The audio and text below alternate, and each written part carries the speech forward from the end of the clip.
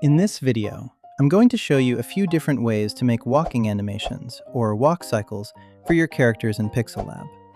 First, I'm here on the PixelLab website, and this is the Characters page, where you can make characters in the Character Creator. We already have a video covering the Character Creator, so make sure to check that out if you haven't yet. That one doesn't really cover the Pro mode though, so in this video, I'm going to show a bit of that too. Here, you've got a few different options. You can prompt a character from scratch and generate it with text. You can import your own character if you already made one, and then either rotate it with PixelLab or animate it.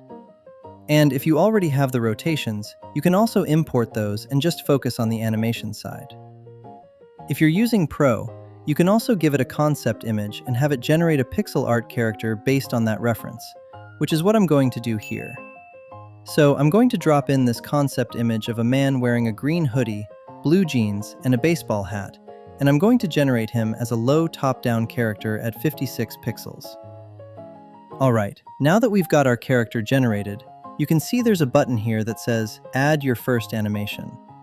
If we click that, we get the full list of animation templates that are available. In this case, I'm going to choose Walking. And you can see we have a pretty good amount of different walking animation options here, but I'm going to go with walking 6 frames.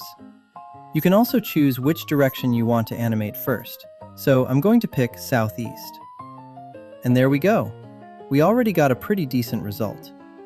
Of course, from here, we can go into Pixelorama, clean things up, make edits, and get it looking more polished.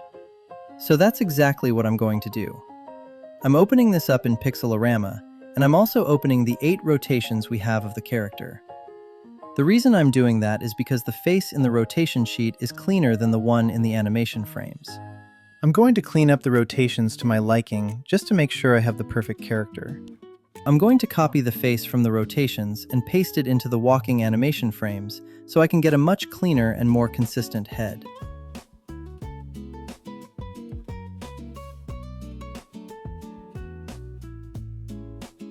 As you can also see, the backpack is kind of changing size a little bit too much from frame to frame, so I'm going to quickly copy one of the better backpack shapes and paste it across the frames just to make it feel more coherent and less like it's morphing. And once that cleanup is done, you can go back to the character page, press refresh, and there it is, all updated. Now from here, you can of course generate all the other directions too, and that's what I'm going to do now. I'm just going to click the rocket icon to generate the rest. There we go. Something really useful here is that if you made, for example, a southeast animation, then in the southwest slot, you'll get a new button that lets you mirror the animation. So if you already have a really good southeast animation and you want the opposite direction quickly, you can just click mirror and it'll fill that direction with the flipped version of the animation. That's super useful if your character is symmetrical enough for that to work. But if your character has different details on each side, for example, one sleeve is long and the other one is short, or there's a bag strap only on one side, or hair that falls differently, then of course you probably don't want to flip it because it'll look wrong. So in this case, I'm going to do the same cleanup process again. I'm going back to the character rotations, grabbing those cleaner heads, and pasting them into the walking animations so there's more consistency across directions. And this is something you can do with other animations too, but I think for walking it's especially important, and also pretty easy because the movement isn't too extreme. A lot of the time, it's just about placing the head correctly and keeping the design clean. So that right there is option 1 for making a walk cycle for your character. Now option 2 would be using Sprite or Pixelorama together with the Animate with Skeleton tool. This one is really powerful, but it is a bit more complex than just pressing a button and saying Animate. Here, the process is more like rigging your character. You're basically giving the model a skeleton to work with, and you do that by clicking the Set Reference button. So first, you choose the correct camera view depending on the perspective of your character. Then we go into Edit Skeleton. We select the reference direction, and then the template style depending on the kind of character we have. There's stuff like bipedal, realistic, chibi, and quadrupeds. Then we choose the animation template, and I'm going to pick Walk 6 frames. You can also adjust things like the skeleton height, the head size, and even offset the skeleton if you need to. But usually the model does a pretty good job of keeping things in place. Once everything looks good, you click Insert Template. And as you can see, it adds the new animation poses into the frames automatically. So now the next step is generating those frames. This process is slower than the first option, because here you can only generate 2 frames at a time, but the results can be really nice, so I'd say it's definitely worth it if you want more control. What you're seeing here is the reference image, which is our character, and then you have the frozen frame, which basically gives the model context for what's already happening in the animation. So the model is using that as a reference point to continue the motion into the next poses. You can either freeze 1 frame and generate 2 frames, or freeze 2 frames and generate 1 frame if you want to give the model even more context. So I hit Generate, and as you can see, we already have a really solid start.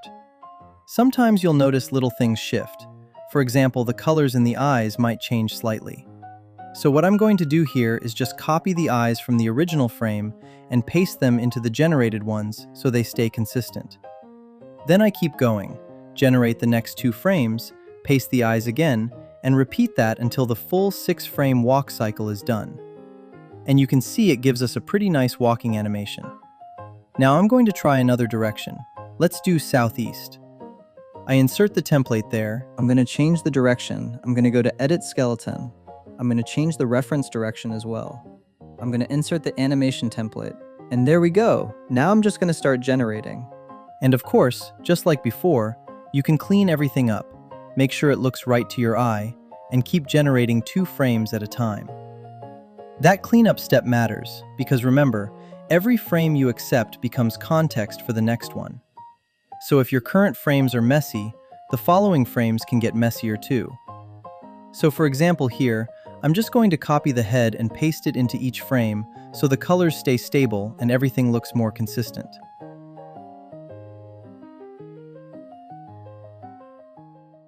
Now the third option is using animation to animation. And this one is great if you already have a walking animation from another character or from a template. So here I already have a walking animation template ready. I'm going to open the Animation to Animation tool. What this tool does is basically transfer the motion and shape structure of an existing animation onto a new character. You first choose how many frames you want to use. Depending on the size of your sprite, the maximum can vary. But in this case, with a 64 by 64 canvas, we can go up to 9 frames. And that's perfect because this animation has 8 frames. Then we've got the description field. For this example, I'm going to prompt an old man wearing a Hawaiian shirt. For the action description, I'm just going to put walking. For the camera view, I'm going to choose low top-down, facing south. Then you have things like outline, details, and shading, which basically control how detailed and stylized the character ends up looking. You can also set a target palette if you want, but I'm not going to do that here.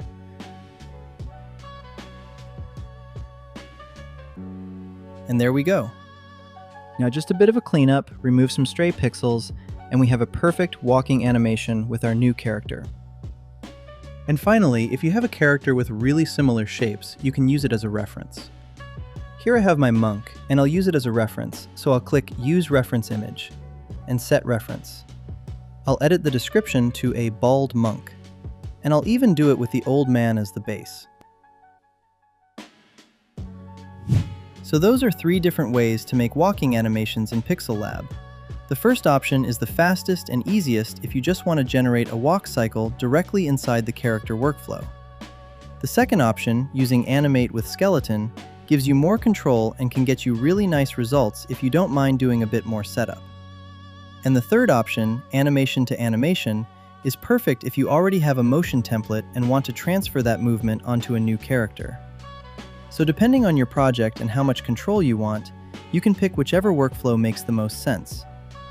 If this video helped you out, make sure to like, subscribe, and check out the other PixelLab tutorials on the channel.